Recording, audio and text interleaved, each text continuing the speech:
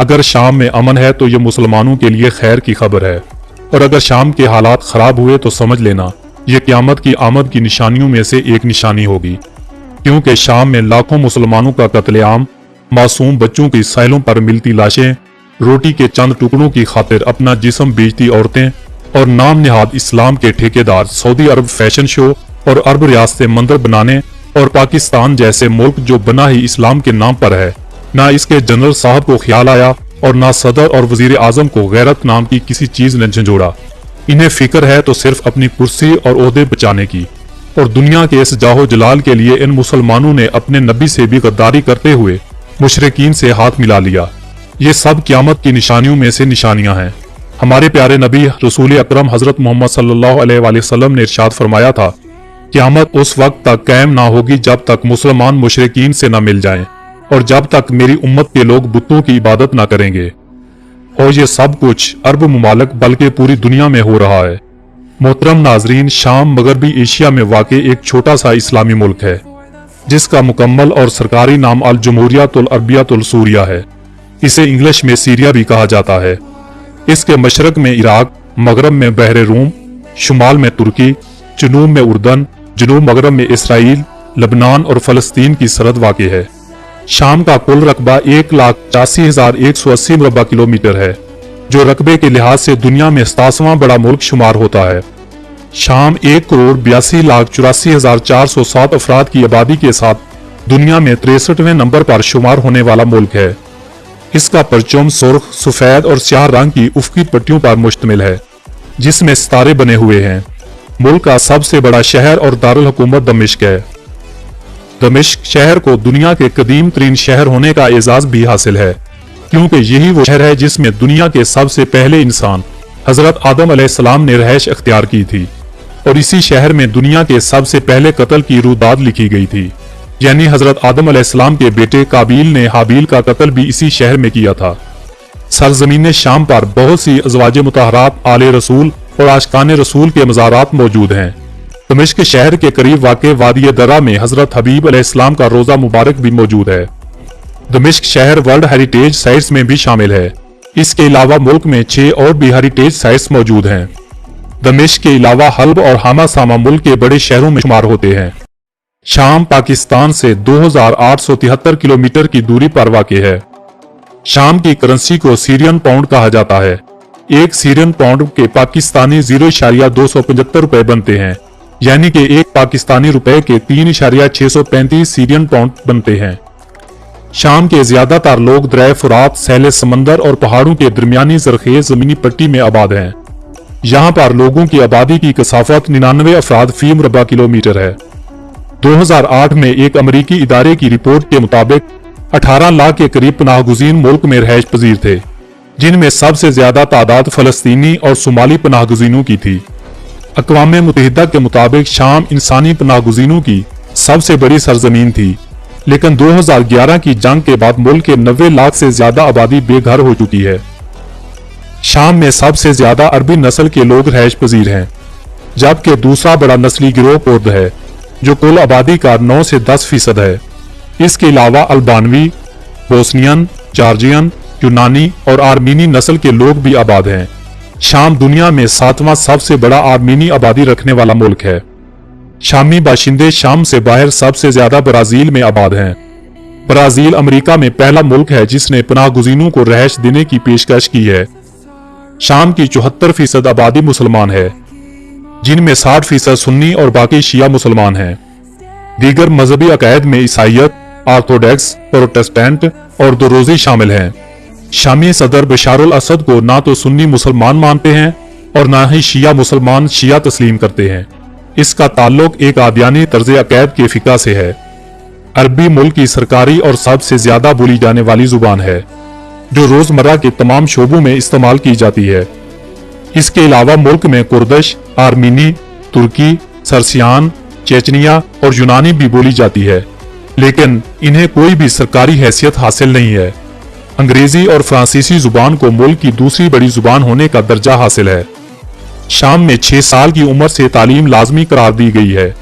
मुल्क में बुनियादी तालीम के अलावा साइंसी और कारोबारी शोबे में تعلیم فراہم کرنے والے کالجز اور یونیورسٹیاں قائم ہیں۔ شام میں 6 سرکاری اور 15 نجی یونیورسٹیاں ہیں۔ ملک میں 15 سال سے زیادہ عمر کے لوگوں کی شرح خواندگی مردوں میں 90.7% اور عورتوں میں 82.2% ہے۔ 2010 تک شام صحت کی دیکھ بھال کے لیے اپنی جی ڈی پی کا 3.4% خرچ کرنے والا ملک تھا۔ 2008 تک ملک میں 10,000 افراد کے لیے یونانی اور جنوب مغربی ایشیا کے کھانوں کی روایات نظر آتی ہیں، لیکن ملک میں بہت سے ایسے لوگ بھی ہیں جو فرانسیسی کھانوں کے دل دادا ہیں۔ شہد، گیری میوے سے بنا حلوہ یہاں کے لوگوں کی پسندیدہ خوراک ہے۔ دیگر کھانوں میں گوشت، پنیر کو بھی کافی پسند کیا جاتا ہے۔ صبح کے ناشتے میں سفید کافی اور رات کے کھانے میں شراب کو پسند کرنے والے باشندے بھی موجود ہیں۔ دمشق اور حلب ملک کے بڑے انٹرنیشنل ایئرپورٹ ہیں۔ سیرین ایئر لائن ملک کی سب سے بڑی انٹرنیشنل ایئر لائن ہے۔ شام میں ریلوے ٹریک کا نظام بھی موجود ہے جسے سوریا ریلوے کمپنی ہینڈل کرتی ہے، لیکن 2011 کی سول وار کے بعد ریلوے نظام کی کارکردگی بہت زیادہ متاثر ہوئی ہے۔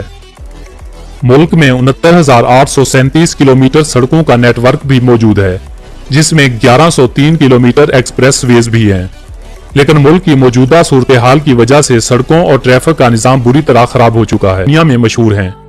شام میں پایا جانے والا اسٹیل اپنی منفرد اور اعلیٰ کوالٹی کی وجہ سے پوری دنیا میں شہرت رکھتا ہے۔ یہاں کا اسٹیل تلواروں اور چاقوؤں میں استعمال کیا جاتا ہے۔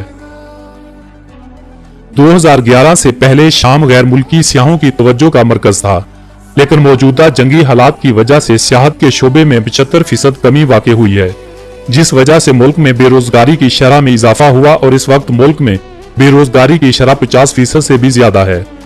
شام کا شمار دنیا کے قدیم ترین ممالک میں ہوتا ہے۔ گزرے وقت میں یہ خطہ زمین اموری، ایرامی، فونکی اور یہودی اقوام کی آماجگاہ رہ چکا ہے۔ صدیوں تک اس سرزمین پر اسیری، مصری اور ایرانی قابضین نے اپنا مسکن بنائے رکھا۔ 331 قبل مسیح میں اسکندر اعظم نے اس پر قبضہ کیا۔ رومی سلطنت کے تقسیم کے بعد شام مشرقی روم کا حصہ بنا۔ 7ویں صدی عیسوی میں عربوں نے سلطنت پر اسلام کا جھنڈا لہرایا اور یہ سرزمین اسلام کا گہوارہ بنی۔ 11ویں صدی عیسوی میں ترک سلجوق حملہ آور مسلط ہوئے۔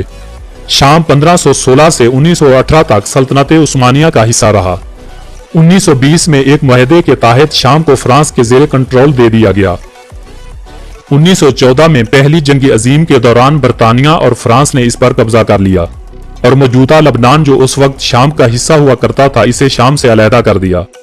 1944 میں شام نے مکمل آزادی حاصل کر لی۔ 1958 میں مصر اور شام کے یکجہتی کی بدولت متحدہ عرب جمہوریہ کا قیام عمل میں آیا۔ 1961 میں فوجی بغاوت کی وجہ سے فوج نے متحدہ عرب جمہوریہ سے اپنا تعلق ختم کر دیا اور 1966 میں فوجی حکومت کا تختہ الٹ دیا گیا۔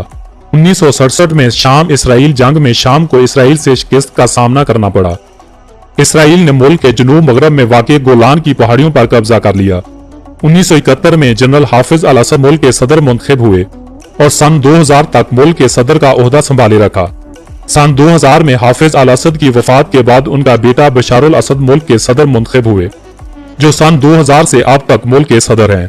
حافظ الاسد اور ان کے بیٹے بشار الاسد کی حکومت کا تختہ الٹنے کے لیے کئی بار احتجاج کیا گیا اور ان احتجاج کرنے والوں کو باغی قرار دے کر حکومتی فوج نے اس بغاوت کو کچل کر رکھ دیا۔ سن 2000 میں شام کی طرف سے 600 کلومیٹر تک مار کرنے والے میزائل کا کامیاب تجربہ کیا گیا، جس پر اسرائیل کو بہت زیادہ تکلیف پہنچی، جس کی وجہ سے اسرائیل کے ناجائز باپ امریکہ نے سن 2004 میں شام پر اقتصادی پابندیاں عائد کر دیں۔ بشار الاسد کی حکومت کو گرانے اور ڈیموکریسی لانے کے لیے ایک بار پھر ملک گیر احتجاج شروع ہوا۔ 2011 میں ایک پرامن احتجاج کرنے والوں پر بشار الاسد کے حکم پر گولیاں برسائی گئیں، جس کے نتیجے میں ان احتجاج کرنے والوں نے ہتھیار اٹھا لیے اور حکومتی فوج بھی دو حصوں میں تقسیم ہو گئی۔ جو فوج اور دوسرے ہتھیار اٹھانے والے بشار الاسد کے خلاف کھڑے ہوئے انہیں باغی قرار دے دیا گیا اور پھر دیکھتے ہی دیکھتے اس لڑائی نے پورے ملک کو اپنی لپیٹ میں لے لیا۔ ملک میں سنی مسلمانوں کی اکثریت ہونے کی وجہ سے سنی مسلمان بشار الاسد کی شیعہ حکومت کو ختم کر کے ڈیموکریسی چاہتے تھے، جبکہ دوسری جانب یہ سرزمین آل رسول صلی اللہ علیہ وآلہ وسلم پر گزری قیامت کربلا کا ایک باب بھی ہے، اس لیے یہ سلطنت شیعہ مسلمانوں کے لیے انتہائی مقدس سمجھی جاتی ہے۔ ہر سال یہاں پر دیگر ممالک سے شیعہ مسلمان لاکھوں کی تعداد میں یہاں پر موجود مزارات کی زیارت کے لیے آتے ہیں۔ इसीलिए ईरानी हुकूमत किसी भी सूरत बशार अल असद की हुकूमत को गिरते हुए नहीं देख सकती। इसी वजह से ईरान हर तरह से बशार अल असद की भरपूर मदद करता है। दूसरी जानब रूस जैसी कुव्वतें दुनिया में अपना रोब जमाने के लिए बशार अल असद के साथ खड़ी हैं। लेकिन अगर शाम की मजलूम अवाम के साथ शाना बशाना अगर कोई खड़ा है तो वो तुर्की है, जो इन मजलूमों से मिलकर शामी हुकूमत के खिलाफ मैदान जंग में मौजूद है। इस वक्त सरबराह और कमांडर भी हैं। मुल्की फौज 4 लाख अफराद पर मुश्तमिल है। मर्दों को 18 साल की उम्र के बाद फौज में भर्ती होने की इजाजत दी जाती है। शाम वक्त के लिहाज से पाकिस्तान से 2 घंटे और इंडिया से 2.5 घंटे पीछे है। मुल्क का डोमेन नेम .sy और कॉलिंग कोड +963 है। दोस्तों, अगर आपको मेरी ये वीडियो पसंद आई हो तो चैनल को सब्सक्राइब करके लाइक कर दें और कमेंट्स बॉक्स में अपनी राय से जरूर आगाह कर दिया करें। मैं ऐसी ही एक नई वीडियो के साथ बहुत जल्द आपकी खिदमत में दोबारा हाजिर होऊंगा। तब तक के लिए अपनी इजाजत। अल्लाह निगहबान।